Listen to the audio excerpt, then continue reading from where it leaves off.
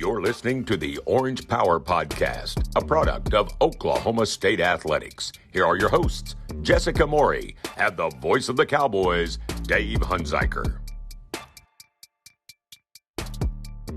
Welcome back to the Orange Power Podcast. I'm Jessica Morrey, and we are talking at cowgirl tennis with the one and only Chris Young. Thank you so much for joining me today, Coach. Thanks for having me. All right, so cowgirl tennis, number 7 in the country right now. You guys are 9-1, starting conference play this upcoming weekend. Walk me through the season so far. Yeah, it's been a very exciting season. I feel like that we have kind of gotten things back to where the standard of cowgirl tennis is for, 2014, 15 seasons through 2020. We were consistently a top 10 team. We're ranked every single week in the top 25 since 2014. And then last year, we lost Lisa Marie, who we can talk about later, is now back at semester. She graduated, decided that she was probably ready to move on to other things. And that was a loss. And then we had a girl opt out early on in the COVID year. And so when you lose 2 people in our world, that's a big loss with just 8 players. So, we grinded through and kept going and did a good job making the tournament and doing some things that we wanted to keep the program standard. But this year coming in, 4 freshmen, Wow. and then adding Lisa back. Lisa decided that she was, ready to kind of do things over again and kind of wasn't done here yet. And so that was exciting. So, we played the first, this first 10 matches with 5 players that didn't play in the lineup last year. Wow. And so kind of from last year to this year, quickly rebuilt the roster, and we've been off and running. Our only loss is to Ohio State, who's 4 in the country. But Lisa was not with us for that match. She was out with COVID protocols, and so, played 1 match without her and saw we didn't like that too much. But we're able to rebound, with that group without her and beat a really good LSU team. And since then, have won 8 in a row. Just won the Blue-Gray tournament in Alabama a few weeks ago, which is a really tough tournament with 2 top 20 teams that we played there in the semis and the finals. And this group is just a lot of fun to coach. They work really hard. They are bought into the standards of the program and not intimidated or scared by that. I think that's something that sometimes can easily happen, that you have such a high level that the standard is a top 10 program that's competing for championships, and some kids may feel like that is a difficult standard to live up to. But I think you do things every single day the right way, the results come, and that's what's been happening for this year's team. And so a lot of fun. We positioned ourselves really well, as you said, number 7 in the country going into Big 12 play, and that starts this weekend. So the Big 12, in my opinion, I've been now 13 years here, and I think it's as deep of a league as we've had.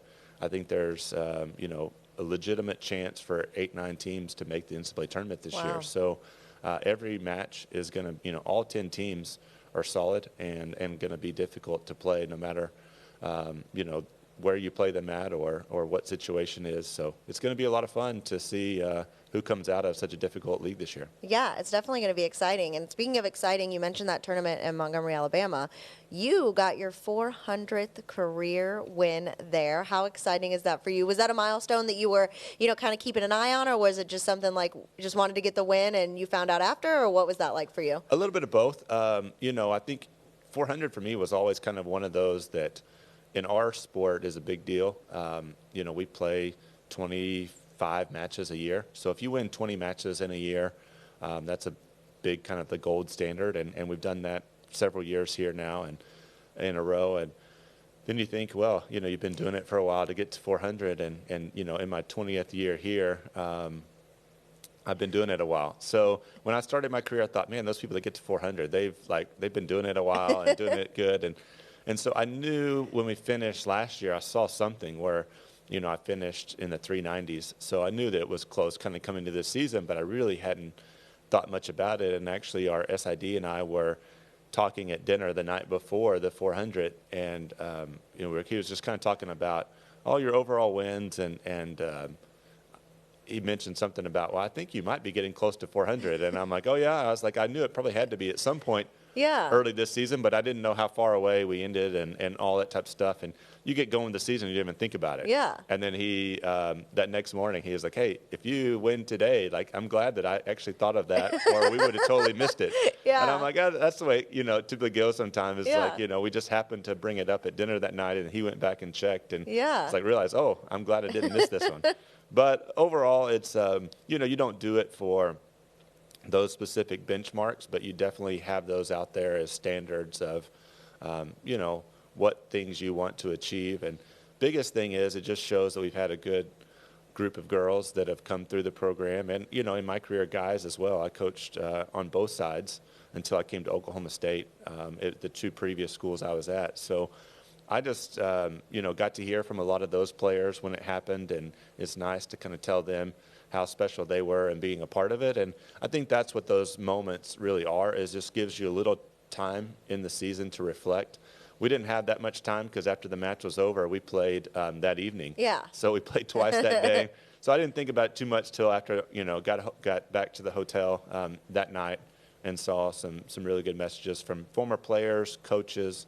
It was just nice to hear from those people who were a part of it. And, many of them were a big part of it. And, I get the beneficiary sometimes being as the head coach to get some of those things, but it's nice to reflect. Yeah, that's awesome. Do they give you like a game tennis ball or like a did you get anything? Nothing. What? We got to get on that. I know. I'm going to put you in charge of the memento for that accomplishment. You got to at least get, like an oversized tennis ball or something. No, they just said, hey, we're going to go to Jason's Deli and have dinner and move on to the next match.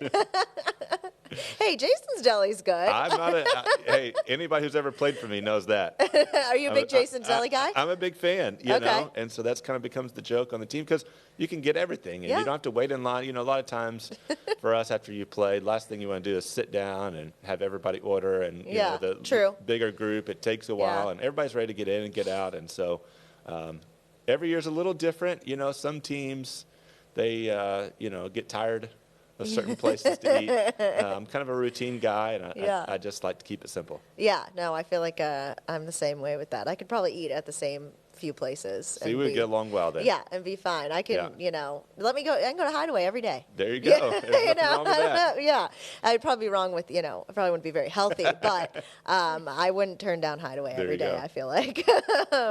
But yeah, well, that is really exciting, you guys. Another big win that you guys had this year was the USC win. Was that kind of a turning point for you, do you feel like? I think so. I think it was a good confidence builder for the team. We went into that match. I felt we prepared very well for that match. USC was a team that's top 10 that had made the Sweet 16 last year. They beat us. We played at their place, didn't play well. And so I think it was kind of a benchmark of the improvement of this year's team. They have a very strong lineup, had the number 1 singles player in the country. Their top 3 players were all highly ranked.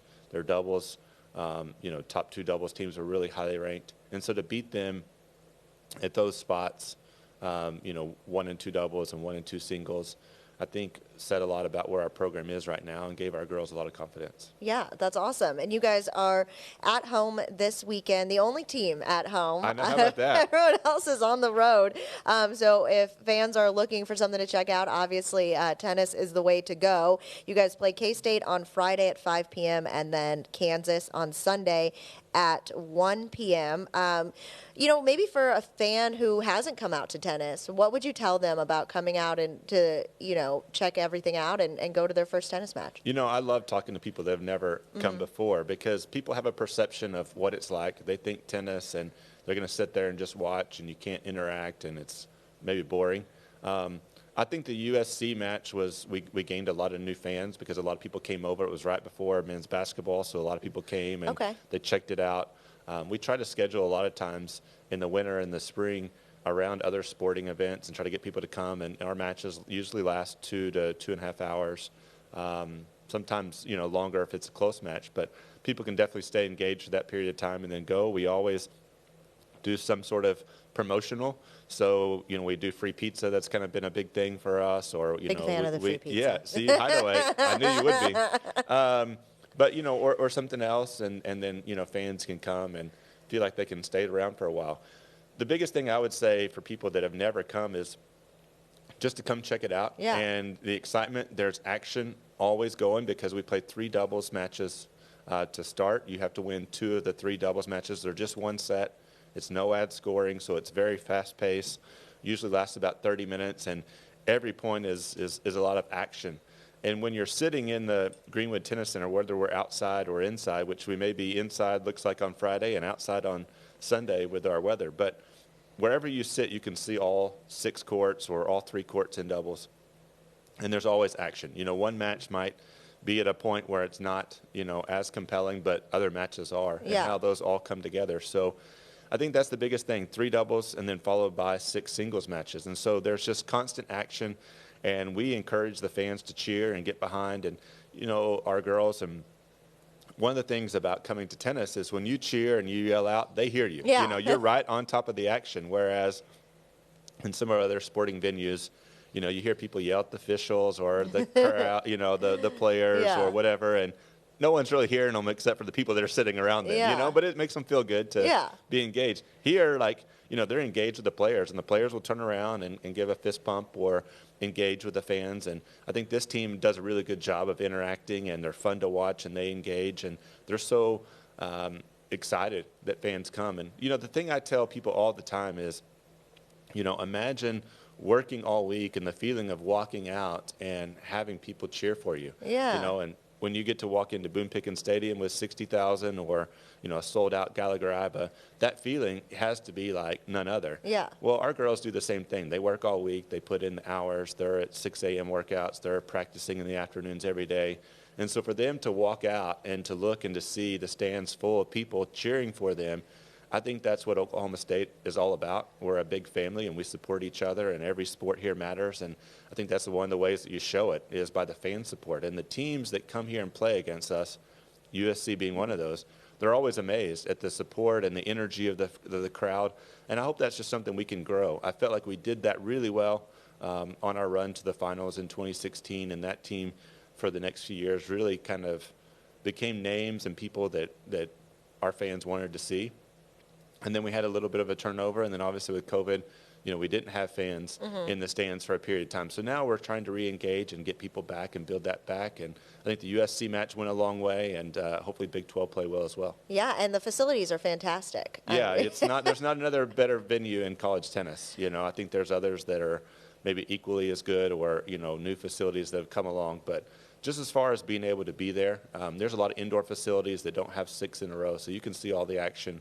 Feel like you're engaged, and we'll feed you at the same time. Yeah, it is very nice out there. It's the Greenwood Tennis Center. What is your relationship with the Greenwoods, and how integral have they been in supporting tennis here at Oklahoma State? So important, and it really started from the beginning. They were some of the ones when we were at the Colvin Center, and we were kind of really organically trying to build a fan base. They were some of the first ones. They hadn't been in Stillwater long when they moved back here, and I came. And so it was kind of something that they could latch on to. Ann's father, Joe Morris, had always come to the matches, was a great supporter of James Wadley and all the things that he did. And so she had seen that interaction with her dad and come to tennis matches before with him. And so they picked up on our sport, and they saw kind of an underserved program, and they got involved. And that's the one thing that fans can do in our program is make such a big difference, because a little bit goes a long way. And they were able to do that, and then it turned into a lot. It wasn't just a little bit, it was a lot of support and saying, how can we, build an indoor facility so you're not driving to Tulsa or Oklahoma City for practice on those indoor days, and how can we do these things? And so just walking through, and Mike and Ann and I have always talked about it was kind of our project to do together, and it was definitely a team effort. And, Mike Greenwood, I remember one night, kind of said he woke up in the middle of the night thinking about how we wanted to do the bleachers a little bit different and how we wanted to make them concrete and do some different things. And he drew something, and we met up in the morning, and then we talked to the architect. So it's been something that we've all literally dreamed about and planned about, and to see it all come together. And, I was so excited that we opened the facility in 2014, and in 2016 we were playing for the national championship. So to be able to kind of do that for them, and for them to see it pay off, and then hopefully one day we cross that goal and bring in a title home, I think that will make the journey all worth it. And back in 2020, y'all were supposed to host the right. national championships. Is that correct? That's right. And then, unfortunately, that didn't happen. But is that in the works for the future now? Yeah, so we're hosting in 2024. Okay, awesome. So just a few years from now, and I think that works out great because there was opportunity for us to move the championships to host in 2021, but Okay. that would have been obviously last year, and there were still so many challenges last year, and some of the things that we wanted to do that we had planned for our fans and just the venue itself to be able to do some things for college tennis that typically are only done at maybe the football or the basketball national championships, or even at Omaha or Oklahoma City for baseball and softball. We wanted to do for tennis, and we had that all planned. And I'll never forget, pretty much this time 2 years ago, and we were actually supposed to go play, believe it or not, Kansas State and Kansas on the road. Oh, gosh. And so don't trigger that memory. But, being told that maybe we weren't going to play just that weekend, to the end of the day, the championships had been taken away and canceled. And really, the biggest thing for me was when I came here in 2009, starting to build a fan base and a donor base of let's build something here and let's do it so that we can host a national championship one day. And so 11 years later, to be able to have that and have it to come to fruition and be, 2 months away from crossing the goal line. But, we learned a lot in that process. I think we learned a lot of things that we said, okay, if we could do it, another time we'll do it. And now we get a chance to kind of redo and do it even better. And hopefully we continue to build the program. And, we were 9 or 10 and 1 and 10 in the country with that group. Yeah. So that group was ready. Yeah. And a lot of those girls now are juniors. Okay. And so we're kind of almost back in that same spot this year. Hopefully we keep building towards 2024. Yeah, because if you'd had it in 2021, I feel like there still would have been restrict. You want to have as many fans as possible. Exactly. You want to be able to do all of the things that you can do and really make it a big deal, because it is. And I think, waiting until 2024 is probably, that's going to, hopefully by that point, we'll be all good. Hopefully. Let's keep our fingers crossed. But, you get, sometimes in these situations, you get one chance. Yeah. You get one chance to do it right. And I'm not sure if we'll ever host again after that. You just never know.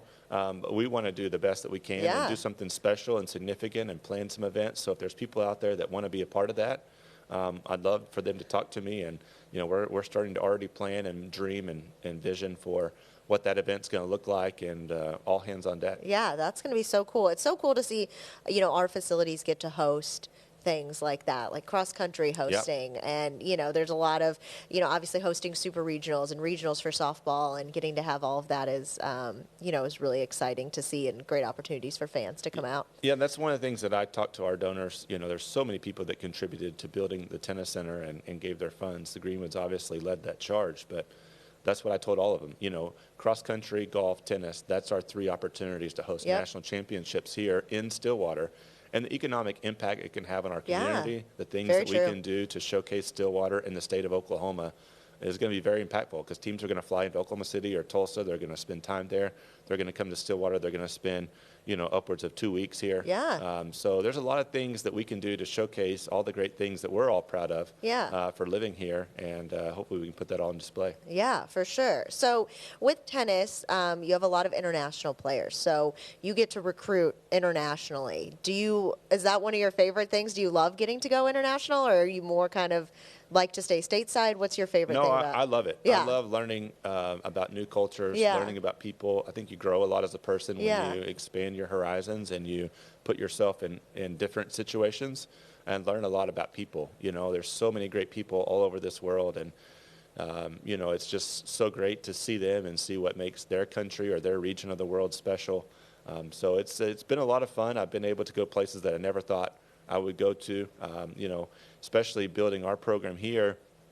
We got kids from countries that are maybe not as well known, and areas of the world that aren't as well known. And so not everybody probably is looking for kids from those countries. Okay. And we did. And, Eastern European countries like Serbia, Montenegro, some of those places. When you go to those countries, it's, not a tourist destination as such, but there's so many great people. There's so many beautiful places, and you get to go and you see that, and you build relationships with just different people that are there that you keep in touch with. And, now obviously with the challenges going on in Ukraine and with Russia, we've had so many Ukrainian players here.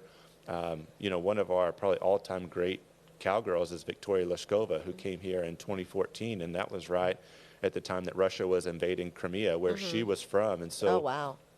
when she was here, her first 2 weeks of being here, the Russians had cut off their electricity. So she did not get to communicate with her parents for 2 weeks. And just a lot of unknowns of how are they doing? How's everything going? And I'll never forget the day that she was able to communicate with her family for the first time. And she went out and she won her match 6-0, 6-0 in about 30. I mean, it was just like this energy that just released you know, all this pressure and tension and burdens that she had. And she could really kind of soar now that she had that behind her and she knew her family was safe. And, you know, so many kids in tennis, there's so many Ukrainian kids that are dealing, and, you know, Russian kids as well that are dealing with that right now, a little uncertainty. We had that same situation with an opposing team at the Blue-Gray Championships. Oh, wow. One of the girls, we weren't playing her at the time, but one of the girls had not heard from her family and just couldn't get herself to walk out on the court because she was so concerned about what was going on back home and not being able to communicate with her family. So a lot of things that we take for granted here, a lot of things that we haven't, many of us experience. We're so fortunate for the freedoms that we have and the country that we live in. But just, you know, you see these kids and what they're experiencing, it just makes you appreciate what you have, but also makes you reach out and be open to wanting to care for these people in a way that gives them a bright future. Yeah, definitely. How many countries would you say you've been to? If you could put a number on it. Boy, that's a good question. 15, I would say. Okay. Ballpark. Okay. You know, I've kind of found a niche of certain ones that I've worked through. Could be more. Man, that's a good question. I'm going to go home and think about that tonight. I'm going to maybe text you later and say, okay, I'll revise my answer. What's your favorite place you've been? That always is a question that that I get asked, and I loved Spain. That's always one. I've had a lot of players from there, and really enjoyed it. But you know, each one of them is unique in its own way. I've really enjoyed my time, like in the Eastern European countries, of Spain, Croatia, Serbia, Montenegro, those countries that I just didn't know a lot about. Some beautiful areas, beaches, and different stuff in some of those places. And really the South American countries, I've had a lot of players from those countries and haven't spent as much time there. Same as I've had several players from Thailand, but not been able to spend much time there. So that's kind of something I want to do. Hopefully now that travel is much open again. What's it like, a lot of, coaches here, obviously in sports like basketball and football and sports that don't have as many international players, people are familiar with Oklahoma. They've heard of Stillwater. They know, this area. But what's it like when you step off a plane in somewhere like Croatia and you're like, hey, Oklahoma State? Yeah. Like, what's it like for you going into a family's home and trying to, tell them about what Stillwater is all about? It's exciting because it's the opportunity to share, and they don't have any kind of bias. You know, a lot of times with they didn't grow up OU fans. Yeah, exactly. Fortunately for them. But I think a lot of American kids have a bias. They have in their minds what Oklahoma looks like or is, or what Stillwater is or looks like, even if they haven't been here. And they already kind of think, is this for them or not? And a lot of the international kids, you get to create that picture in their minds for the first time. And they're just excited about the resources and the opportunities that we give them. And that's the most rewarding thing, is to be able to present to kids, I can't promise you what the future is going to look like, but here's the opportunities you're going to have, and it's up to you to come here and use these. And just to be proud of what Oklahoma State can do for them. And to see their response and their excitement for it is, that's the reward. But what's it like, kind of balancing a team that's filled with international players from all over the world, and they may speak different languages and they have different backgrounds, and how is that kind of getting them all to mesh together and kind of have a good vibe? Yeah, I think that's the challenge, is to bring all these cultures together and everyone to be respectful of each other, and there's maybe different things that are going on back at home or different holidays. As we record this, it's International Women's Day, which is a huge deal for my kids. It's a really big deal, and as a coach, I make sure and mark that on my calendars and celebrate that, and make sure they feel, that it's a big deal for them all over the world. And so something they look forward to, and so we celebrate that as a team. And so being aware of those types of things and being aware of certain holidays and certain days that are important to their cultures, celebrating them and allowing them to be able to share. I think that's so important, is for people to be open and share who they are. And that's what I want our program to be about more than anything, is for people to be comfortable. You can be who you are in our program, and we want to help you grow to become an even stronger, better version of yourself. And I want to empower these young women to feel like they can go out and they can change the world. They come here from all over the world. They come here, they come to Stillwater, they come to Oklahoma State, and they get an education on and off the court that's going to go out and make a difference. And, we want Oklahoma State to go out and change the world, and this is one of the best ways to do it, because, some of them are going to stay here. A majority of them sometimes are going to wind up staying here because this is where it becomes their kind of second home. But a lot of them are going to go back home, or they're going to go to new places, and they can really change the world and be difference makers with how they grow and develop here. And, I want these girls to feel like, as young women, they can go out and change the world, and they can have a big impact. Yeah, we love to hear that. Yes. Is there anything with them, that, maybe a type of food or anything that you've got to try where you're like, oh my gosh, I wish we had this in America. Like, I'm such a big fan of a certain type of food that maybe you got overseas somewhere. Our kids love right now Asian food. Okay. And like Thai. We eat so much Thai food, like pad Thai. Yes. I had not. And I feel like it's becoming more common here. I feel like, even in Stillwater, we have so many more Asian places now. But we eat that a majority of the time with our team because we have a good Asian influence, and then the other girls love it. So I was never a big sushi eater until the last few years. I'm starting to branch out and try a little bit more, and just I was never a raw fish eater, and I'm trying to expand my horizons in there. So I'm an Oklahoman, I'm a meat eater, meat and potatoes, and so I had to learn, there's more to it than that. So I think that's part of it, and there is different things that each of them do, and so it's nice that a lot of times they'll bring stuff back from home. And even the other day, I got some cheese from Montenegro from Vladika Babic, who now is working in Enid at the country club there as a tennis pro, and her dad came from Montenegro and flew over to spend a week or two with her up in Enid, and they drove down to bring some kind of delicacies from Montenegro, and it was great. I was that. Like, just, warmed my heart that they thought of me, and there's a couple of places that when I went over that I really enjoyed, and so her dad wanted to bring some things from some of those places. So it's just great to stay connected. So yeah, it's awesome. I feel like it's just like tennis itself is just such a different sport in that aspect, because you do get to go, overseas, and you are dealing with people from, all different countries, and that's got to be really cool. Yeah, my assistant Jaime, he's, where he's from in Spain, they make a certain type of cheese that is, very popular, and so he takes a lot of pride in that and wants to show. And then, you got pancetta or different things in Spain where I've been to players' homes where, like, hey, right down the street is where the famous place is that makes this, you got to come. And so I'm like, let's go. Oh my gosh. So, I feel like I would gain a lot of weight if I was doing that. All moderation. Especially going to Spain. I'd be like, oh, pasta and bread and cheese. Exactly. Yeah. I mean, I've got a player from Italy now, and then she was at our house once for a meal, and my wife had decided to fix pasta, and she was like, I got to thinking, like, what am I doing? I'm cooking Italian food and pasta for my Italian here. She's going to judge me, but all good, and the kids love it. And a few years ago, we had several of our Asian kids that couldn't go home during COVID, and then some of their friends that couldn't go home came to Stillwater. And so on Christmas Eve, we had a bunch of kids from all different universities at our house, and they all wanted to teach us how to.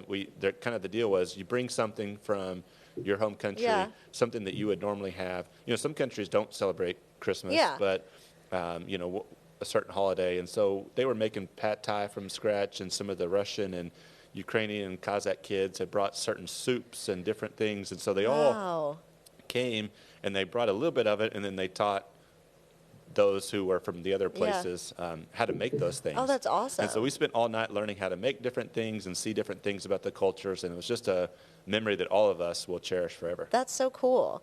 I can't think of what I would make. I'm a terrible cook, so I don't know what I would make if it was like if I was overseas somewhere and they're like, bring something from America. I'd be like, I can make spaghetti. Yeah, there you which go. is not American, Yeah. really. It's like, so I don't know what. You'd be like, here's some cereal. I don't really know what else I can make, but it's literally just pasta. There you go. But yeah, well, that's awesome. And, you know, here, obviously, it's a big family, all of athletics. Obviously, tennis is a family, but through all of athletics here. And, you know, you're at everything. I mean, you come and you support all the other sports and everything like that. And what's it like just being a part of that and having a good relationship with all the head coaches here and the other athletes? Yeah, I'm a sports junkie. I love it all. And I love learning from other coaches. I think that one of the things that I pride myself on is just being a continual learner. And so I try to pick the brain of all the coaches that are here. And we just have such a great group of coaches. I think that's what makes this place special, is so many of the coaches that are leading our athletes. And I think Oklahoma State fans can be so proud of that. And we've really connected, and I think during the COVID time got to spend a little bit of time where we didn't compete for a certain period of time. Yeah. And so that opened us up to have a little bit more freedom to spend time. And, you know, I feel like that's one of my joys in life, is just being a connector and just trying to connect people and help people. And so I've been able to do that and just learn from so many of the coaches and just to watch them in action and then communicate with them about what they do. And, you know, one of my great friends is John Smith, and he and I spent so much time together, you know, during our time away. And wrestling and tennis don't necessarily go hand in hand, but they're individual sports, and Yeah. we have some of the similar challenges. And the more that we got to talking and learning from each other, the more that he just helped me so much as a coach, just to see things from a new perspective. And, you know, I could go down the line and tell you about each one of our head coaches and how they've made me a better coach. And it's just an exciting time. It's a rewarding part of the job. And to go there and just to watch them and support them, and we're all in this together, and we all kind of go through a lot of similar experiences. So yeah, that's the part of it I enjoy. I get to go. You know, I guess the benefit of the job is the free tickets to the all the sports, and I'm going to take advantage of it and go support them. So. Yeah, definitely. Do you think you get some of the wrestlers out on the court? And You know, we have, and we need to do that again. So in 2019, we had senior day. And some of the wrestlers, you know, we go and we support them a lot. And I kept telling them about coming out. And so I said, what if we had Bedlam on senior day in 2019? Wow, awesome. And I said, what if we got you guys out? We have a 5-minute break between doubles and singles. Okay. And you played a few points. And so we had Mike Magaldo and Nick Piccinini and Austin Harris and some of these guys. And so I said, no, you need to come out the day before so I can show you what we're going to do and kind of give you a little, instruction. I knew that keeping score and doing some of those things was going to be a challenge. But our girls were finishing practice, and they kind of started talking, and they knew some of our girls. So one of our girls challenged them, said, let's see if you can get one of my serves back. And so they all got back there, and they thought this was going to be easy. And the ball was hitting the back fence before they were even swinging. And they gained so much respect for our girls that day. And so then the next day we play, and we played OU. And they came out in doubles, and they kind of hit the ball around while we were taking our short 5-minute break, and the fans got a kick out of that. But the whole team is there and just cheering for our girls. Yeah. And that was a moment that was a lot of fun because, you know, they gained some respect for what we do. And then they saw the way that our girls were actually playing and hitting the ball back and forth so many times with the opponent. So, yeah, I think every sport has its own challenges and nuances, and you know, some of these athletes are so great at Oklahoma State, they make it look so easy. Yes. But then when you get out there and do it for yourself, it's a little bit different. Yeah, exactly. I think that would be fun. I think that would be a good challenge, is to get the wrestlers back out there and then get the basketball players out there. Yeah.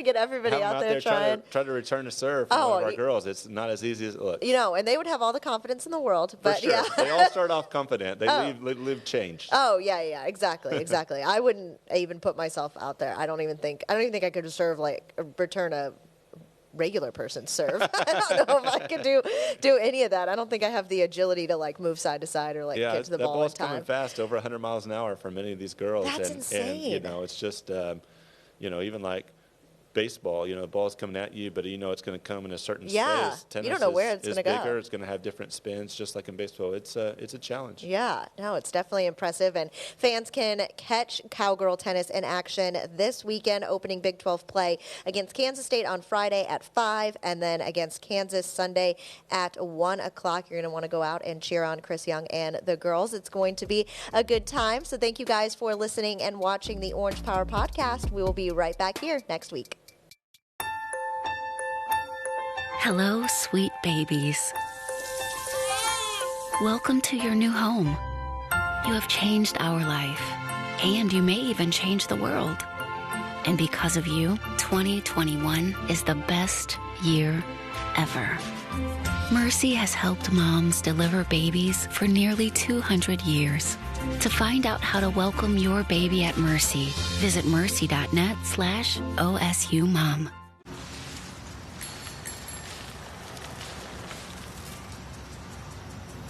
At Academy Sports and Outdoors, bikes for the whole family are just a click away. Buy online at academy.com with our free in-store assembly. Your next set of wheels, plus helmets, pads, and water bottles will be waiting for you at our in-store pickup counter. Get to the fun faster with our in-store pickup and free assembly at Academy Sports and Outdoors.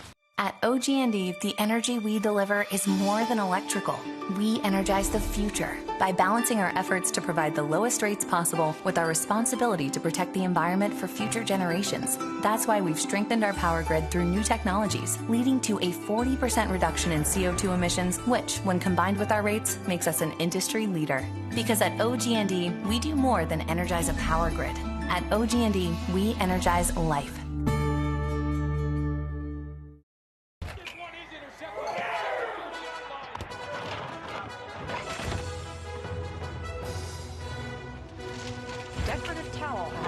I wiped up a mess. Yeah, Where is the Never mind, I found it!